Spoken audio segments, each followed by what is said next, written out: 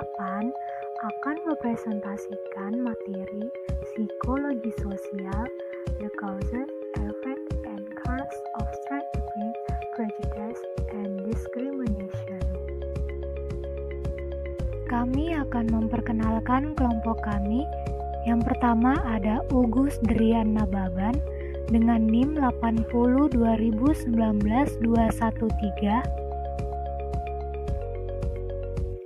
Yang kedua ada Krisanta Arum Veronica dengan NIM 80-2019-224. Yang ketiga ada Kirei Febriani Ajoba dengan NIM 80-2019-227. Yang keempat ada Sherly Paulina Sianturi dengan NIM 80-2019-229. Yang kelima ada Nathanael Adin Nugroho Kurniawan dengan NIM 80-2019-232. Sekarang kita akan melihat penjelasan materi dari kelompok kami. Selamat menyaksikan. Perkenalkan, nama saya Nathanael Adin Nugroho Kurniawan dengan NIM 80-2019-232. Di sini saya akan menjelaskan tentang latar belakang dan bagaimana anggota kelompok yang berbeda memandang ketidaksetaraan. Dimulai dari latar belakang dulu. Di sebagian besar negara di dunia, pernikahan sesama jenis telah dilegalkan atau telah menjadi hal yang biasa. Namun, di beberapa negara banyak juga yang tidak mensahkan pernikahan sesama jenis. Hal ini dilatar belakangi oleh ketidakcocokan dengan agama maupun dengan kebudayaan mereka. Tentu saja dengan adanya perbedaan ini menunjukkan bahwa setiap manusia memiliki pola pikir yang berbeda. Setiap pola pikir tersebut tentunya dapat melahirkan pola pikir yang stereotip, bersifat prasangka, dan diskriminatif terhadap suatu kelompok. Kemudian, bagaimana anggota kelompok yang berbeda memandang ketidaksetaraan. Perbedaan kelompok dapat melahirkan persepsi terhadap suatu kelompok kepada kelompok yang lain. Sifat dan sikap stereotip maupun diskriminatif bisa saja terjadi. Tentu saja ada usaha dari beberapa kelompok untuk melawan ketidakadilan yang terjadi. Perbedaan kelompok tersebut bisa didasari oleh perbedaan ras, suku, agama, warna kulit, dan masih banyak hal yang lain. Secara tidak sadar, masyarakat mengasumsikan ada dua jenis golongan, yaitu golongan yang dominan atau biasa disebut dengan mayoritas, dan yang tidak dominan bisa disebut dengan minoritas.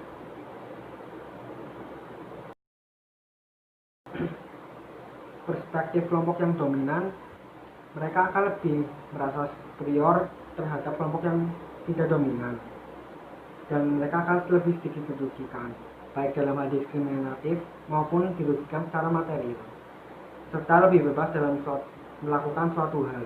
Sedangkan kelompok yang tidak dominan atau minoritas, mereka beranggapan bahwa kebebasan mereka akan lebih dikekang oleh kelompok yang dominan dan lebih berpotensi untuk mengalami kerugian dibandingkan kelompok yang lebih superior atau dominan.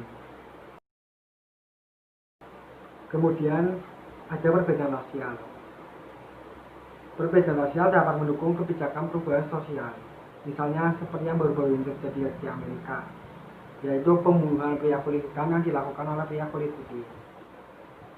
Dengan adanya kejadian tersebut melahirkan gerakan Black Lives Matter yang menjadi pemikiran bahwa kemanusiaan merupakan hal yang terpenting di atas segala perbedaan warna kulit, agama, ras, suku, dan lain-lain. Akan tetapi, dengan adanya kejadian tersebut, tidak semua orang akan setuju dengan adanya kesetaraan di antara sesama. Makanya tindakan rasis masih banyak terjadi di berbagai macam negara. Terima kasih. Halo, perkenalkan nama saya Ugus Drian Nababan, NIM saya 80-2019-213. Di sini saya akan menjelaskan tentang sifat dan asal mula stereotip. Sebelum kita mendalami materi ini, kita harus mengerti apa yang dimaksud dengan stereotip. Jadi stereotip itu merupakan suatu keyakinan terhadap kelompok sosial dalam hal karakteristik yang dipercayai dimiliki oleh kelompok sosial tersebut. Nah, karakteristiknya itu meliputi apa aja sih? Misalnya seperti ciri-ciri, tingkah laku anggota kelompok, atau sifat, dan lain-lain. Lalu asal mula dari stereotip itu sendiri apa sih? Asal mula dari stereotip dalam psikologi menekankan pada suatu pengalaman pada kelompok tersebut. Contohnya ketika kita pergi ke suatu daerah atau suatu kelompok sosial lah. Nah, terus di sana kita mendapatkan pengalaman apa sih, atau pengalaman negatif atau buruk. Nah, biasanya gitu kita bisa mempersepsikan bahwa tempat itu begini atau begini. Nah, lalu yang kedua, pola komunikasi. Nah, yang dimaksud dengan pola komunikasi di sini saat kita melakukan sebuah komunikasi terhadap anggota dari suatu kelompok. Nah, kita di situ bisa mempersepsikan. Yang ketiga itu adalah konflik antar kelompok. Nah, yang dimaksud dengan di sini itu ketika kita melihat ada konflik antara kelompok, nah di situ kita bisa menyimpulkan mana yang benar dan mana yang salah, dan kita juga bisa menyimpulkan dari segala ciri, sikap, dan perilaku lain-lain. Dari pendekatan sikap tersebut, bahwa stereotip itu dikaitkan dengan hal negatif yang memunculkan sebuah intensi sadar untuk melakukan diskriminasi terhadap anggota kelompok. Yang dimaksud dengan intensi sadar ini yaitu sebuah motivasi dari diri yang secara sadar untuk melakukan sebuah perilaku. Nah, contohnya sendiri itu saya pernah mengalami sendiri. Saya kan dari Lampung, dan kebanyakan orang tuh menstereotipkan Lampung sebagai orang yang suka begal atau mencuri. Banyak dari lingkungan saya yang mengira saya juga seperti itu. Contohnya itu yang merupakan sebuah contoh dari intensi sadar untuk mendiskriminasikan seseorang. Nah, dari sebagian orang tuh banyak berpikiran bahwa stereotip itu hanya merupakan hal yang negatif saja, padahal itu tidak sepenuhnya benar. Bahwa stereotip itu juga ada beberapa hal positif yang bisa dikaitkan dengan sebuah kelompok. Nah, dan juga stereotip itu tidak sepenuhnya benar. Biasanya orang-orang itu hanya melebih-lebihkan untuk menjatuhkan sebuah kelompok, begitu. Sekian dari presentasi yang bisa saya sampaikan. Saya ucapkan terima kasih. Oke, yaitu selanjutnya ada stereotip keyakinan tentang kelompok sosial. Jadi stereotip tentang keyakinan kelompok sosial itu merupakan sebuah keyakinan dan ekspektasi yang kita miliki terhadap kelompok tersebut. Nah, stereotip menyertakan sebuah trait, penampilan fisik, lalu sebuah kemampuan dan perilaku dalam sebuah kelompok tersebut.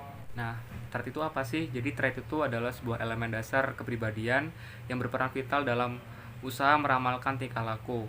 Lalu penampilan fisik. Jadi penampilan fisik itu bagaimana kita mempersepsikan penampilan dari salah satu anggota kelompok sosial. Yang ketiga yaitu kemampuan. Nah, kemampuan ini melibatkan seperti skill-skill dari salah satu anggota kelompok sosial.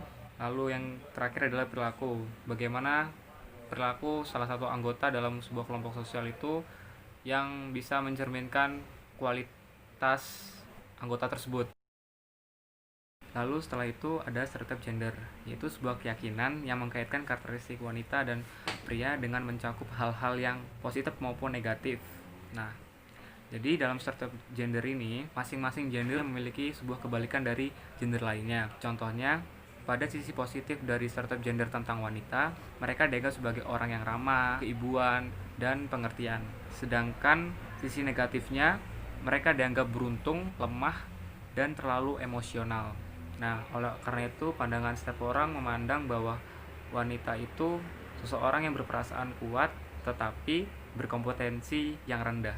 Sedangkan itu pria dianggap sebagai orang yang berkompeten, lalu sebagai pengambil keputusan dan tegas.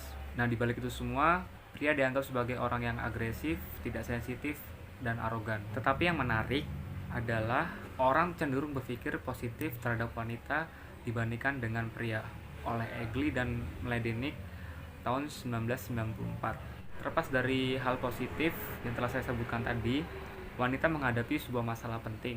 Trait yang mereka miliki cenderung tidak terlalu sesuai untuk posisi-posisi berstatus tinggi daripada trait yang dimiliki pria. Karena trait pada wanita itu hanya sebagai peran pendukung. Nah, selanjutnya ada stereotip dan glass ceiling. Nah, maksudnya glass ceiling ini seperti apa? Contohnya, di mana suatu perusahaan mempekerjakan seorang wanita. Nah, seorang wanita ini memiliki prestasi yang hebat, prestasi yang baik. Namun, perusahaan tidak mungkin mempromosikan sebagai CEO atau manajer seperti itu karena ada alasan yang tertulis. Nah, bisa juga contoh lain, kita ambil seorang jenderal yang posisinya itu di situ-situ aja karena ada alasan yang tidak tertulis. Nah, contoh lain juga misalnya seorang wanita yang bercita-cita ingin kerja di perusahaan atau menjadi wanita karir, namun paradigma orang-orang di sosial ini memiliki paradigma kalau seorang wanita itu hanya bekerja menjadi ibu rumah tangga.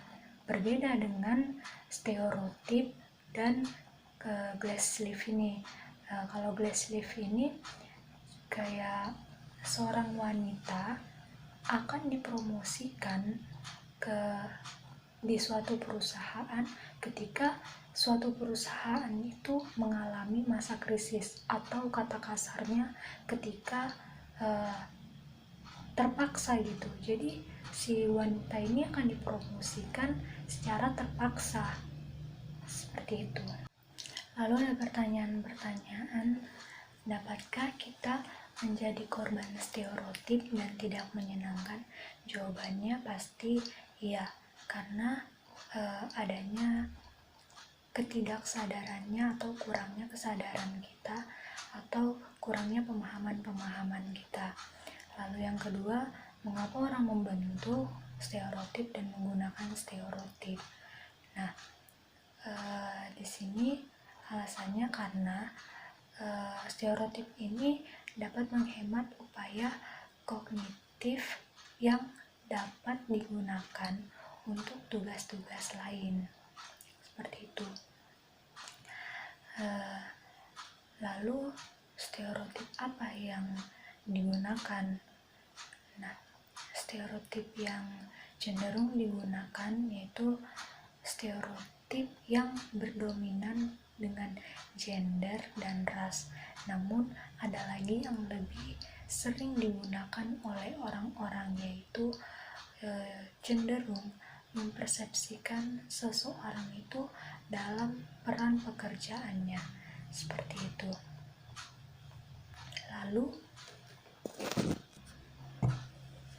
Lalu bagaimana cara kerja stereotip? Cara kerja stereotip ini karena stereotip berperan sebagai teori, yang memandu apa yang kita persepsikan dan memberikan efek yang kuat. Bagaimana kita memproses informasi, lalu informasi ini akan diproses dengan relevan dengan mengaktifkan stereotip kita. Terus yang terakhir, apakah stereotip bisa berubah? Stereotip akan berubah seiring dengan berubahnya hubungan antara kita dengan antar kelompok, seperti itu. Oke, selanjutnya yaitu konsekuensi keberadaan wanita berperan tinggi. Hal ini merupakan hal yang sangat krusial dalam dunia bisnis dan politik. Banyak sekali wanita diperlakukan dengan secara tidak semestinya. Banyak wanita yang kurang mendapatkan perhatian dalam dunia politik dan bisnis. Contohnya saja, wanita susah sekali untuk mendapatkan promosi jabatan. Lalu wanita sering diacuhkan dalam memberikan sebuah pendapat. Tetapi, jika kesuksesan wanita berurutan tinggi yang sangat jarang ditemukan, hal ini dijadikan bukti bahwa gender tidak dipermasalahkan lagi. Orang-orang menganggap wanita relatif tidak berada di kedudukan tinggi karena kurangnya kualitas motivasi itu sendiri. Jadi gender itu bukan dipermasalahkan lagi sebagai hambatan dari wanita untuk sukses dalam dunia pekerjaan. Karena sebuah statement tersebut, khususnya wanita bisa menyamarkan sifat struktural dari ketidakadilan wanita yang mereka hadapi. Oleh karena itu, ketika ada wanita yang sukses, di situ wanita tersebut bisa membuat wanita yang lain yang tidak bisa mendapatkan kesuksesan yang sama memberitahu bahwa kesuksesan mereka itu tidak bergantung pada ketidakadilan, melainkan itu kesalahan mereka sendiri. Setelah itu, beberapa laboratorium telah mengkonfirmasi tentang tokenisme, mana hanya beberapa anggota kelompok yang sebelumnya diasingkan lalu dipilih, dan itu merupakan sebuah strategi yang efektif untuk mencegah adanya perlawanan kolektif. Contohnya sendiri adalah dari tokenisme itu saya ambil dari bagian politik. Ketika ada salah satu partai mengambil sebuah kandidat dari salah satu minoritas atau ras yang minoritas dan yang lain-lain, itu bisa membuat berkebalikan diskriminasi untuk melawan mayoritas dalam dunia politik. Contohnya seperti itu. Ada nggak sih efek dari tokenisme tersebut? Jadi efek dari tokenisme itu, yang pertama adalah tokenisme itu mempertahankan persepsi bahwa suatu sistem tidak diskriminatif. Jadi yang kedua itu menurunkan kinerja ketika mereka percaya bahwa pemimpin tidak mempertimbangkan kualifikasi mereka. Lalu selanjutnya adalah respon terhadap orang yang mengungkapkan sebuah diskriminasi. Apa sih yang terjadi ketika token atau target diskriminasi lainnya mengeluhkan perlakuan terhadap mereka? Klaim diskriminasi terhadap publik itu bisa memberikan persepsi negatif pada anggota kelompok outgroup maupun in-group. Jika ada seseorang yang ingin mengukuhkan bahwa adanya diskriminasi dalam sebuah perusahaan atau dunia bisnis dan lain-lain, itu bisa saja kita yang terkena imbasnya, bahwa kita sendirilah yang membuat hal tersebut. Jadi intinya, klaim diskriminasi itu bisa saja membahayakan kelompok kita maupun luar kelompok. Nah, mengeluh juga dapat dilihat sebagai upaya lari dari tanggung jawab personal, dan itulah salah satu alasan mengapa pengamat mencurigai hal tersebut. Seperti yang tadi saya bilang, bahwa klaim publik itu bisa saja kita yang kena imbasnya.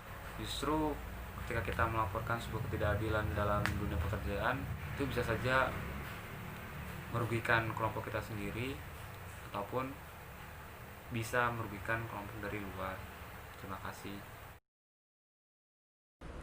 Perkenalkan, nama saya Kira Febriani Ajuba, NIM 80 2019 227.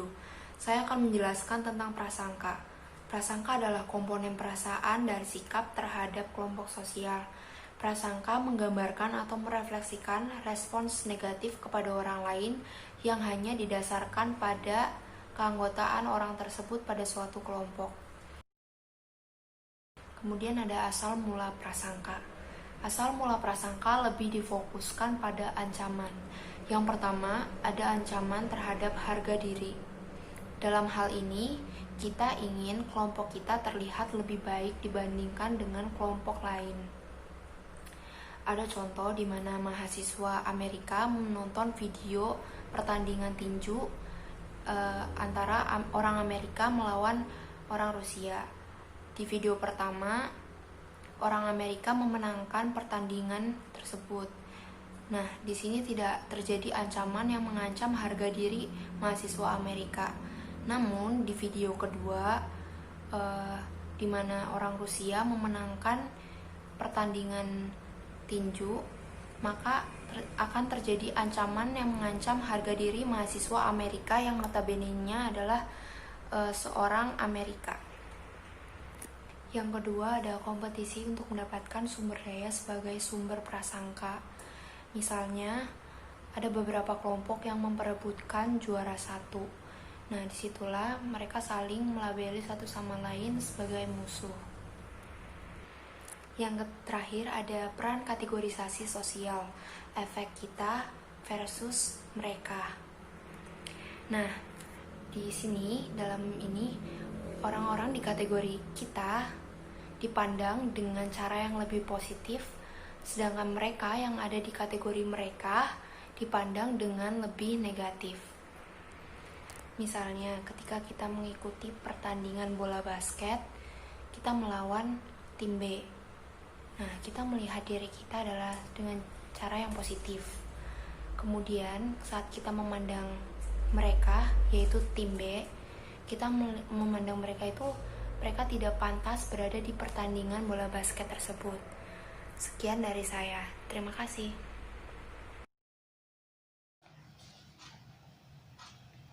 Perkenalkan, nama saya Sherly Paulina Syanturi, NIM 8020122229. Di sini saya akan menjelaskan tentang apa sih diskriminasi itu. Nah, diskriminasi itu adalah suatu perilaku yang tidak menyenangkan atau suatu tindakan yang negatif yang kita arahkan kepada kelompok yang kita tidak sukai atau kita tidak senangi. Contohnya seperti apa? Kita ambil saja contoh dari kasus yang beredar baru-baru ini. Nah, kita sebut saja kelompok ras A dan kelompok ras B, di mana kelompok ras A ini mendiskriminasi kelompok ras B. Mungkin dari sikap kelompok ras B ini yang menunjukkan sikap yang keras, sehingga kelompok ras A ini tidak nyaman dengan perilaku atau sikap yang ditunjukkan oleh sikap kelompok ras B ini. Nah, dari situlah terjadi kerusuhan antara kelompok ras A dan kelompok ras B.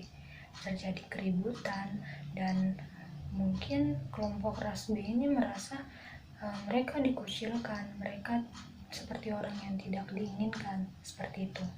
Nah, contoh lain kita ambil dari diskriminasi terhadap gender. Diskriminasi terhadap gender ini seperti apa?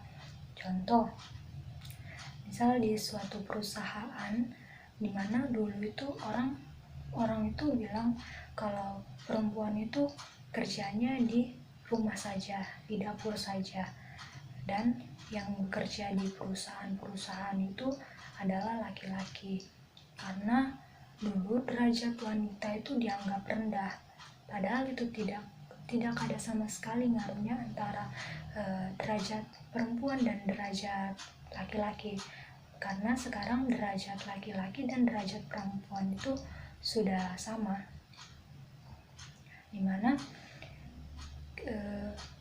sekarang seorang wanita pun bisa memimpin dalam suatu perusahaan, karena yang dilihat adalah kreativitasnya, kemampuannya, seperti itu. Selanjutnya ada rasisme modern, di mana lebih samar atau lebih halus, namun sama-sama mematikan juga. Dulu rasis itu disebut rasisme mode lama. Rasisme mode lama ini seperti apa? Seperti orang-orang yang dikelilingi dengan perasaan terbuka akan superioritas. Contohnya, dulu itu orang-orang yang rasis, dia akan lebih terbuka. Mereka akan secara langsung mengungkapkan contoh, ih kamu ini jelek ya, ih kamu ini tidak pintar atau bodoh, seperti itu, atau dan yang lain-lainnya. Nah, kalau sekarang kita menjadi lebih halus atau lebih samar, nah itu dinamakan rasisme modern. Rasisme modern ini yaitu mereka atau orang yang rasisme ini, dia dapat menutupi di tempat umum, dia tidak memperlihatkan kalau dia itu sebenarnya orang yang rasis, namun tetap menunjukkan sikap yang bigot. Sikap bigot ini seperti apa? Sikap bigot ini, dia adalah orang yang tidak memperdulikan sekelilingnya. Dia tidak akan memberikan ruang kepada orang tersebut. Nah, contohnya saja misalnya ini dia orangnya orangnya tuh lebih tertutup gitu, dia tidak akan menunjukkan kalau dia tuh tidak suka, namun dia tetap bersama orang-orang itu. Nah contohnya itu kayak misalnya nih, saya bersama teman saya ini rasis, saya akan bilang ke teman saya, lihat deh dia itu begini. Nah terus, dan dari situ secara tidak langsung saya ini akan membuat doktrin juga kepada teman saya. Teman saya pun mungkin saja dia akan menjadi orang yang diskriminasi juga, dia akan mendiskriminasi orang yang saya katakan ini. Nah dari sikap yang saya lakukan inilah yang itu tuh bisa mematikan juga, membahayakan gitu, maksudnya membahayakan juga, biarpun saya diam-diam gitu, tidak mengungkapkannya secara langsung. Nah seperti itu. Lalu selanjutnya ada mengukur sikap rasis yang implisit. Di sini para psikologi sosial mengembangkan dan menemukan teknik untuk mengukur sikap implisit tersebut, yaitu teknik bona fide labeling dengan priming. Di sini ada 4 tahap. Tahap pertama ada memilih baik atau buruk dari beberapa kata sifat. Nah, di sini maksudnya itu apa? Partisipan melihat berbagai kata sifat dan diminta untuk mengindikasikan apakah mereka memiliki arti kata buruk atau baik. Lalu mereka menekan salah satu tombol yang sudah tersedia. Lalu tahap kedua ada mengelompokkan gambar wajah ke berbagai etnis atau ranal. Nah, di sini maksudnya seperti apa? Di sini partisipan melihat foto atau gambar wajah orang yang termasuk dalam berbagai kelompok etnis. Jadi mereka tuh dikasih gambar lalu dikelompokkan, orang ini itu menurut dia masuk di etnis mana, seperti itu. Nah lalu yang ketiga ada melihat gambar kembali dan mengingat sudah pernah atau belum pernah melihat. Jadi di sini maksudnya partisipan akan disuruh melihat kembali gambar yang mereka lihat ini, mereka sudah pernah melihat secara langsung atau belum pernah. Jadi akan dikelompokkan seperti itu. Lalu ada tahap keempat dan terakhir, krusial yang melibatkan priming. Di sini partisipan sekali lagi akan diminta untuk mengindikasikan apakah kata-kata sifat tersebut memiliki arti baik atau buruk. Namun sebelum melihat setiap kata sifat tersebut, mereka akan secara cepat dihadapkan pada wajah orang-orang yang termasuk dalam berbagai kelompok rasial. Nah, terus lalu cara melihat hasilnya seperti apa? Nah, melihat hasilnya itu nantinya para peneliti mengukur sikap yang implisit akan terungkap melalui seberapa cepat partisipan ini merespon kata yang memiliki makna negatif atau buruk. Lalu sebaliknya, partisipan seberapa lambat merespon terhadap kata-kata yang positif, seperti itu.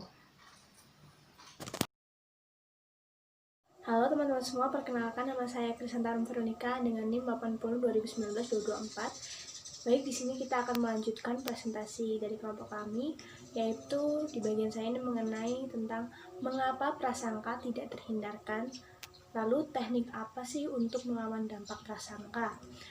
Oke, baik, kita akan masuk dalam poin yang pertama, yaitu untuk belajar tidak membenci, yang artinya menurut perspektif pembelajaran sosial atau social learning view, Artinya sudut pandang bahwa prasangka didapatkan melalui pengalaman langsung dan tidak langsung yang relatif sama dengan sikap yang lainnya. Yang artinya saat kita melakukan interaksi sosial, disitulah kita melakukan obrolan yang akhirnya menimbulkan prasangka atau yang lainnya.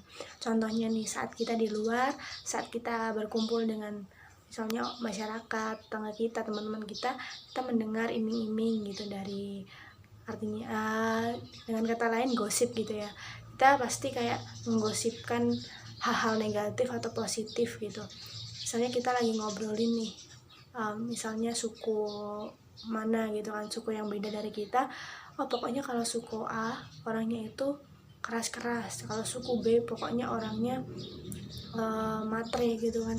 Padahal itu belum tentu, itu cuma notabene mereka yang kita dengar dari iming-iming orang lain. Padahal kita belum tentu, kita nggak tahu kalau orangnya seperti itu gitu. Lalu saat kita mungkin di luar gitu, kita bertemu sama orang-orang bertato gitu kan, kita pasti mikir, oh pokoknya orang bertato itu orang yang misalnya nggak pernah diatur, kayak nggak sopan, atau mungkin anak jalanan, misalnya anak yang bandel, anak yang rusak. Padahal belum tentu ya. Orang-orang bertato pun ada yang menyukai seni ataupun seorang modelis, mungkin karena kita dididik dari keluarga, pokoknya kalau ada orang bertato, orang yang semir rambutnya, atau misalnya orang yang di luar itu pokoknya kayak orang punk, misalnya kayak orang-orang nakal, kita udah menjudge begitu. Padahal itu belum tentu. Bisa aja orang yang pakai semir atau orang pakai tato itu emang dia suka gitu dengan warna-warna seperti itu atau gambar-gambar gitu, atau mungkin mereka memandang bahwa itu adalah hal yang positif, hal yang mereka sukai gitu. Jadinya kita nggak suka, kayak itu menganggap itu adalah sebuah hal negatif, padahal belum tentu gitu. Lalu mungkin saat kita bertemu dengan orang-orang yang beribadah, mungkin di gereja, di masjid, atau beribadah di pura, atau misalnya di kayak orang-orang Konghucu gitu kan, kita pasti berpikir bahwa orang-orang yang rajin beribadah atau itu orangnya rohaninya sopan, pokoknya dia tuh yang dekat sama Tuhan. Padahal belum tentu orang yang seperti itu kayak dia selalu baik orangnya gitu kan. Bisa aja di belakang kita tidak tahu latar belakang orang itu seperti apa, kita tiba-tiba kayak memberikan nilai atau prasangka yang kita hanya tahu secara kasat mata gitu, atau kita hanya dengar-dengaran nih dari orang lain kalau orangnya begitu gitu, tanpa kita mengenali atau mencari tahu lebih dalam. Lalu di sini ada sikap rasial implisit akan tersingkap melalui seberapa cepat partisipan merespon kata yang memiliki makna negatif. Sebaliknya, partisipan akan lebih lambat merespon kata-kata bermakna positif setelah diberi stimulus dasar atau primer berupa wajah anggota kelompok yang sama, karena makna positif tidak sesuai dengan sikap negatif yang ditimbulkan oleh stimulus dasar. Jadi saat misalnya ada orang yang berbeda sama kita, mungkin yang berbeda kulit, atau misalnya dari ras yang berbeda, dari suku yang berbeda, kita sudah melakukan prasangka secara otomatis gitu kan, prasangka yang negatif. Oh orang ini kalau misalnya baik sama kita pasti ada maunya nih, atau pasti kayak ada maksud-maksud tertentu nih, tanpa kita mengetahui bahwa dia adalah orang yang baik. Padahal itu belum tentu orang yang tinggal di sana itu semuanya orangnya begitu. Apalagi di zaman sekarang ini sudah banyak transformasi, kayak orang Jakarta pindah ke Batak, orang Batak pindah ke Jakarta, mungkin pindah ke Jawa gitu kan.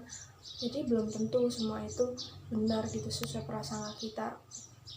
Kemudian di sini ada orang memiliki sikap rasial implisit yang muncul secara otomatis, dan sikap yang muncul secara otomatis tersebut nantinya akan mempengaruhi bentuk-bentuk perilaku orang lain, seperti keputusan terkait dengan orang lain dan tingkat keramahan yang ditunjukkan dalam berinteraksi dengan orang lain. Jadi setelah kita melakukan sebuah prasangka dari dalam diri kita, secara otomatis kita kayak melakukan atau membuat keputusan bahwa jangan bergaul sama dia, orangnya begini gitu. Tingkat keramahan kita jadi rendah gitu, karena kita sudah memandang buruk orang yang berbeda sama kita gitu. Kita udah memandang negatif, padahal belum tentu gitu. mungkin orang itu emang baik gitu kan, atau mungkin orang itu yang kita pandang baik, orang itu jahat. Jadi kita tidak bisa tuh melakukan tindakan-tindakan seperti itu gitu. Kita harusnya mengenali jauh lebih dalam, kita melakukan perkenalan dahulu, atau mungkin kita melakukan kegiatan sehari-hari yang sering sama dia sehingga kita tahu yang seperti itu. Bukan hanya secara waktu yang sebentar kita ketemu sama orang, tiba-tiba kita menilai orang itu seperti itu. Kedua, ada mempertahankan citra diri bahwa ia tidak berprasangka, yang artinya banyak orang yang berprasangka dapat menganggap dirinya tidak sesuai dengan prototip orang yang berprasangka melalui perbandingan sosial. Artinya saat kita melakukan perbandingan dengan diri kita dan orang lain yang berbeda di luar sana, kita pastinya menyangka bahwa kita itu tidak seperti yang mereka bilang gitu kan, atau mereka juga menyangka bahwa aku itu tidak seperti yang kamu bilang gitu loh. Jadi perlu di sini untuk menghargai sebuah perbedaan tersebut agar tidak kehilangan citra diri kita gitu. Mungkin kita yang misalnya berbeda sama mereka yang berkulit putih, atau berbeda dengan suku mereka, atau mungkin kita berbeda secara ajaran didikan dari satu sosial, kita di situ malah untuk bisa menunjukkan bahwa kita harusnya bisa menghargai gitu kan, menghargai, menjaga nama baik agar citra diri kita itu tetap terjaga gitu kan. Yang artinya kita tetap pada prinsip diri kita bahwa apa yang kita pegang, apa yang kita kayak jalani adalah hal-hal yang baik, norma-norma yang baik. Jadi kita tetap tercermin bahwa pribadi kita itu adalah pribadi yang baik gitu. Jadi orang melihat kita kayak, oh ternyata orang ini begini ya, ternyata kita salah gitu. Jadi dengan kita mempertahankan citra diri, mungkin kita bisa kehilangan sebuah prasangka itu gitu. Mungkin kita juga tidak berprasangka, yang artinya kita bisa melakukan pengenalan yang jauh lebih dalam dengan orang lain. Kita mencari tahu informasi gitu kan, mencari informasi emang benar orangnya itu seperti itu. Jadi kita menolak nih, misalnya ingin kita mempertahankan citra diri kita menolak dengan orang-orang yang memberikan iming-iming yang negatif dengan kita gitu kan kepada orang lain gitu. Kita tidak ikut-ikutan gitu, malahan kita di situ kayak menyaring, kita kayak cari tahu emang iya dia seperti itu gitu. Kita dengan cara kita melakukan perkenalan dengan orang-orang yang berbeda dengan kita, jadinya kita tidak melakukan judgement yang belum tentu hal itu memang begitu gitu, secara positif maupun secara negatif. Nah dari situlah citra diri kita ada gitu. Jadi perlu sekali, yang poin pertama itu cara menghargai, cara kita bisa mengenal orang lain, memahami orang lain, dan kita tidak mudah menerima rangsangan-rangsangan yang membuat kita jadi melakukan prasangka atau judgement yang menyakiti orang lain gitu. Kemudian poin penting yang perlu dicatat, terlepas dari fakta bahwa bentuk eksplisit dan rasisme maupun rasisme itu telah menurun, tapi prasangka masih tetap ada di dunia ini dan belum turun. Bukti menandakan bahwa adanya ketidaksetaraan rasial, yang artinya sebuah prasangka itu semakin banyak gitu kan, semakin banyak di sekitar kita. Kita mungkin dipandang rendah atau kita dipandang baik sama orang tanpa mengenali kita lebih dalam gitu. Jadi prasangka ini timbul gitu kan, kita jadi membenci orang lain, kita jadi kehilangan citra diri kita jadi iri atau kita tidak menghargai mereka gitu. Jadi kita disitulah adanya letak ketidaksetaraan secara rasial gitu. Jadi perlu sekali di sini kita untuk semakin belajar untuk kita tidak mudah terbawa oleh prasangka-prasangka gitu, tapi kita bisa menjadi diri kita yang kita tanpa melakukan prasangka, tapi kita mencari tahu atau mengenali mereka lebih dalam lagi gitu, tanpa melihat dari segi yang secara langsung atau melalui dengar-dengaran aja. Jadi kita juga mengenali latar belakang kehidupan sehari-hari dia, bukan hanya saat dia hanya sebentar sama kita gitu. Jadi kita kayak melabel, oh dia baik, oh dia buruk gitu. Jadi kita tidak salah paham dan kita tidak mengurangi hal-hal yang membuat kacau secara sosial, mungkin pertengkaran sosial gitu kan, atau karena perbedaan suku, ras, dan warna kulit atau didikan, kita jadi kayak akhirnya kayak kita melakukan perang atau melakukan ini, karena itu adalah sebuah hal yang menyakiti hati gitu kan. Jadi kayak kita perlu sekali untuk kita menghilangkan prasangka-prasangka yang ada gitu, sehingga kita tahu bukti-bukti secara benar gitu. Di sini akhirnya materi prasangka selesai, yang artinya kita belajar untuk tidak membenci tadi dan mempertahankan citra diri kita. Begitu teman-teman. Selanjutnya akan menjelaskan hipotesis kontak. Nah, hipotesis kontak ini seperti apa? Contohnya, kita itu diminta secara langsung berkontak sosial interpersonal secara langsung, namun kita harus mengelolanya dengan baik. Lalu selanjutnya mengubah batasan. Mengubah batasan yang seperti apa? Contohnya seperti dulu kita membuatnya aku, kamu, tetapi sekarang kita harus mengubahnya menjadi sebuah kita. Jadi tidak ada lagi kata aku, kamu, tetapi kita. Nah, selanjutnya menggunakan rasa bersalah. Menggunakan rasa bersalah yang seperti apa?